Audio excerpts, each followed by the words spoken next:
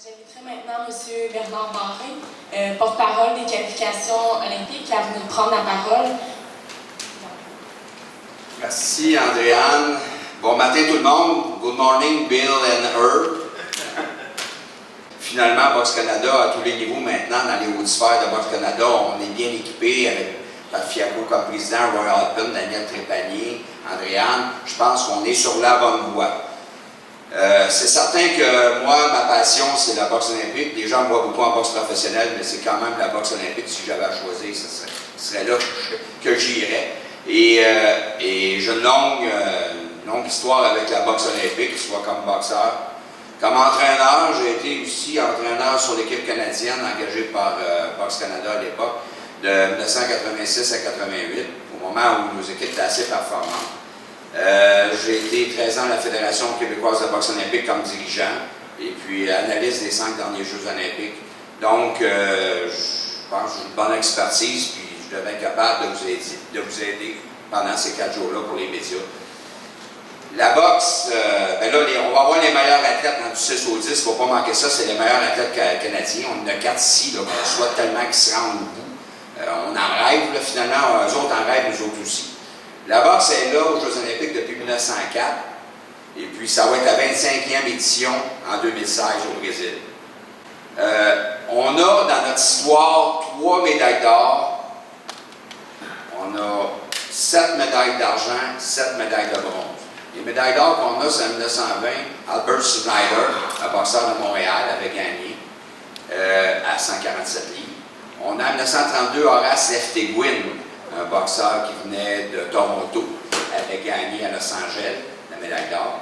Et en 1988, plus récent, bien entendu, Lennox Lewis, qui venait de Kitchener en Ontario, avait gagné la médaille d'or et par la suite, on connaît tous la grande carrière professionnelle qu'il a connue. Je profite de l'occasion, je dis dernière médaille, Castillo est ici, Castillo Clayton, on a tellement passé proche avec lui, là, mais tellement là, battu le Mexique, battu l'Australie, puis là il arrive contre Frankie Evans de l'Angleterre, en Angleterre, puis là ça finit 14-14, puis là on attend le départage de points, puis là tu peux flipper un 10 cents, ça peut aller sur n'importe quel côté. Finalement, avec Castillo, il était à un petit coup de poing sur la cible d'une médaille. Mais on est bien fait de lui, puis là, maintenant, il fait une belle carrière chez les professionnels. Puis lui, il a tenu la boxe olympique canadienne sur ses épaules pendant quelques années. C'était vraiment le leader de l'équipe canadienne.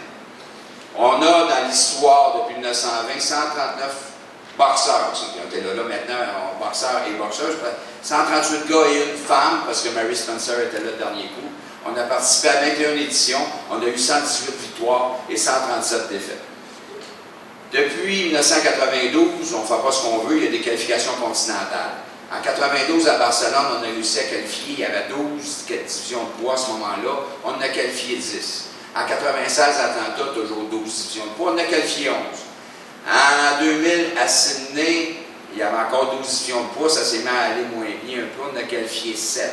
À Athènes, en 2004, alors là, ça allait vraiment moins bien. Là. On a qualifié seulement 5, mais il y avait toujours les 12 divisions de poids. Dans ceux qu'on a qualifiés, il y a Jean Pascal qui est devenu une grande vedette, d'abord champion du monde professionnel, une grande vedette à ce niveau-là aussi.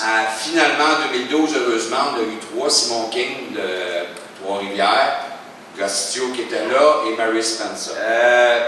Là, maintenant, je vais vous parler des athlètes qu'on a ici rapidement. On a dit de faire quand même assez vite. On a Ariane Fortin, l'entraîneur est Mike Moffat, club Underdog de Montréal. Sa division de poids, c'est 75 kg, elle a 30 ans. Son classement en IBA est 3e au monde, Ariane. Sans avoir vérifié, je pense bien que Clarisse Saché et Shavana Marshall sont probablement en avant d'elle. Cette athlète-là représente le Canada depuis 2004. Elle a gagné récemment à Toronto une médaille de bronze. Mais c'est surtout comme championne du monde. Elle a été championne du monde à 2 reprises, en 2006-2008. Elle a gagné la médaille d'argent en 2005. Elle a gagné la médaille de bronze en 2014. Et elle a gagné la médaille d'argent au Commonwealth 2014. Toute une carrière, Ariane. Et là, la série sur le Sunday, ça sera une participation aux Jeux olympiques. Et pourquoi pas une médaille?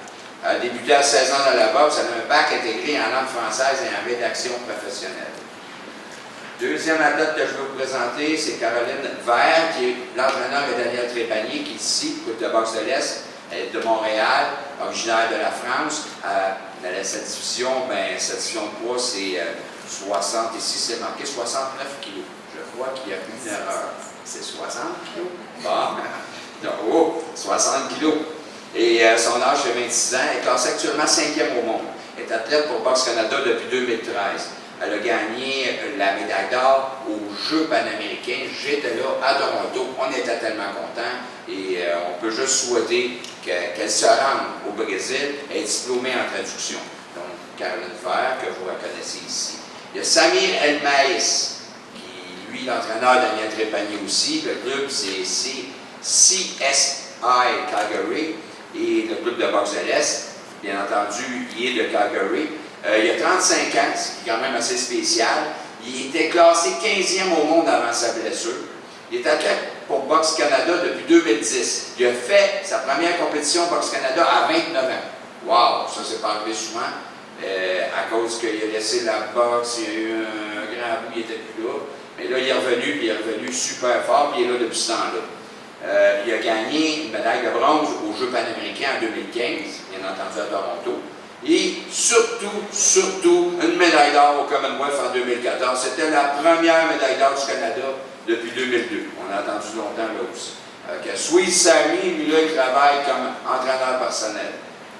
Donc, ça nous fait lui aussi un représentant à qui on a énormément confiance. On a un petit nouveau claviste de relais, dont l'entraîneur est Vincent Aucaire, il est ici son entraîneur, club de boxe champion, originaire avant de Québec, il vient de déménager pour être plus près de l'action. Bon, là, il est dans la division poids des 75 kg, son âge est 25 ans, il boxe pour Boxe Canada depuis 2014 et il a gagné le HEC. Il est actuellement le champion canadien et il a participé aux Jeux Pan Am 2015 à Toronto. Il a commencé très jeune à boxer, j'ai connu Clovis, il était haut de même. Là, c'est rendu, il est assez costaud, là, 75 kg. Je voudrais aussi, en terminant, vous parler rapidement des autres boxeurs, parce qu'on a des vedettes qui vont être là. Donc, je vais vous dire, Mandy Bugeaud, 51 kg, c'est mon coup de cœur. 9 fois championne canadienne. Elle, là, a du millage imponent. On va avoir Emilien Boucher à 52 kg, un boxeur de Québec. Kenny Lallier, 56 kg. Lucas Badi, 60 kg. David Gauthier, 60 kg, un boxeur du Québec. Arthur Biarsanoff, 64 kg. Lui, il a gagné l'or aux Jeux panaméricains à Toronto. Et ça faisait depuis 1975 qu'on n'avait pas gagné de médaille d'or à ces maudits jeux-là, qui existent depuis 1951. C'était notre deuxième médaille d'or de toute l'histoire, Biarsanoff. Et battu le Cubain en finale. Donc, lui, là, on compte énormément sur lui, boxeur gaucher, boxeur incisif.